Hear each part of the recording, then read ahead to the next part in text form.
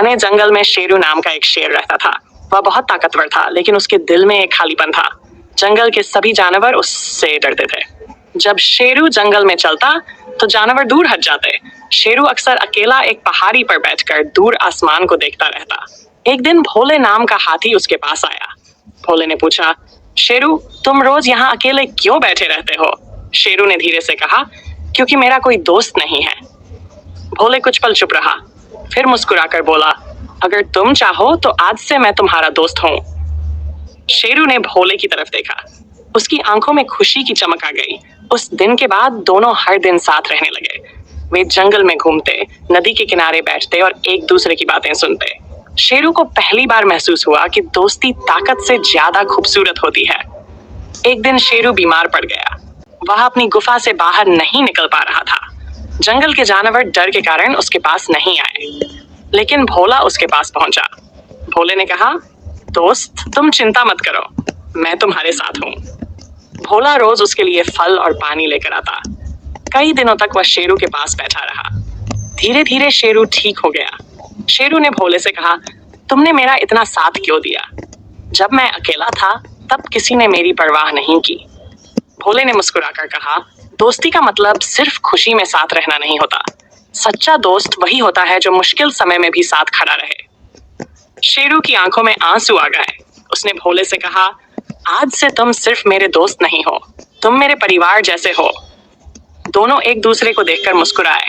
लेकिन उसी रात जंगल में अचानक एक बहुत तेज तूफान आया।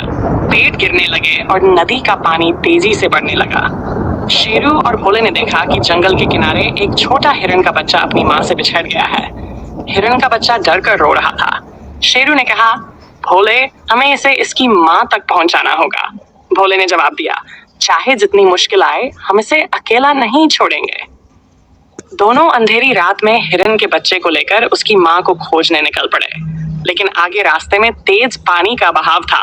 इस बारिश के कारण जंगल का रास्ता पानी से भर चुका था। शेरू, भोले और छोटा हिरण का बच्चा एक ऊंची चट्टान के पास खड़े थे।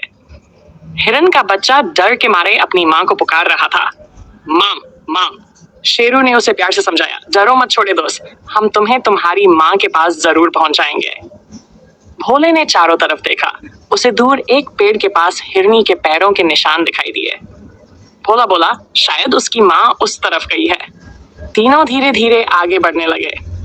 कुछ दूर जाने के बाद उन्हें एक छोटी सी गुफा दिखाई दी।